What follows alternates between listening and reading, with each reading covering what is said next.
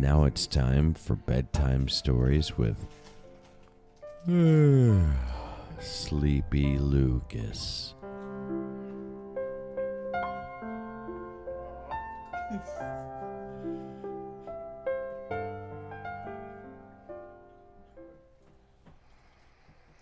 A long time ago, in the old borough of Tuckerton, lived a sweet, sleepy boy named Lucas, who lived with a wicked land baron named Terwilliger, and his evil stepbrothers Monty and Lord Drizzleby.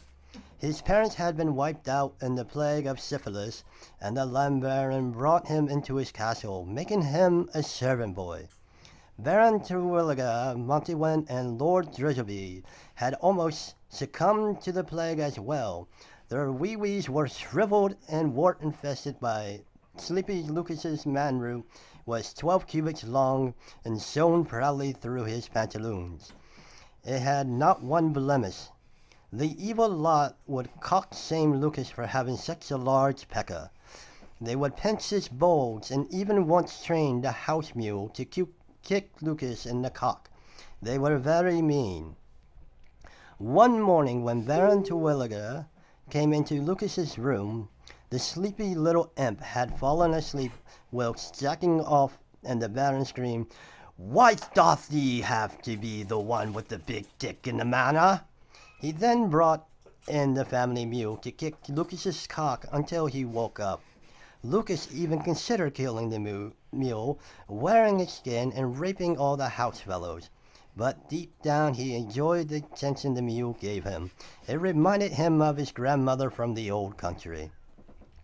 Lucas was trying to remedy being a sleep motherfucker and would often trade sexual favors to a lady of the night in exchange for medicines to cure him.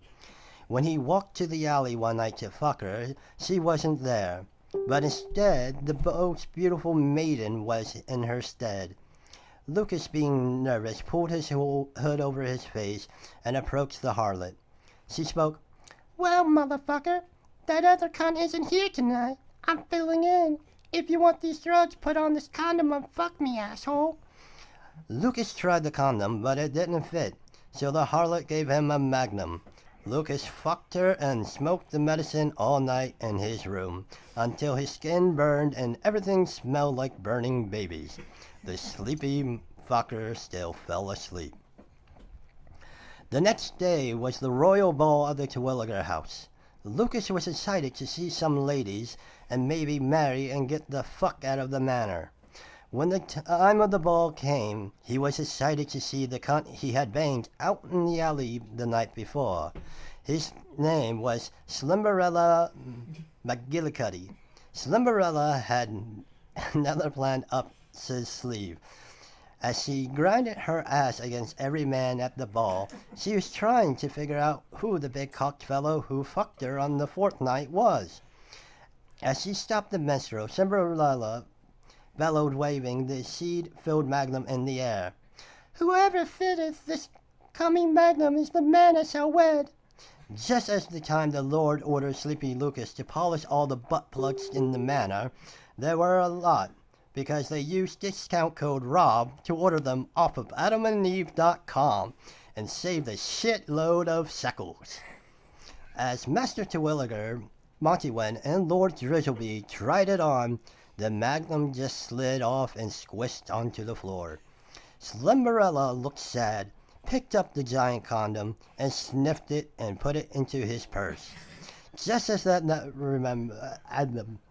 that moment, she remembered Sleepy Lucas, and she demanded to see him. The Lord had no choice but to go fetch the sleepy big-cocked boy from the butt-plug room. Lucas ran out of the room, and the butt plugs clanked all over the floor. He whipped out his cock and slid it on, and it stayed on. Slimberella was so pleased, she said, "Finally, someone with a cock as big as mine. Let's get married, you sleepy big dick bag of shit." Lucas moved out, and him and Saudi Slimberella lived happily ever after until they both died of horrible infections from each other's unwashed asses a few months later. The end.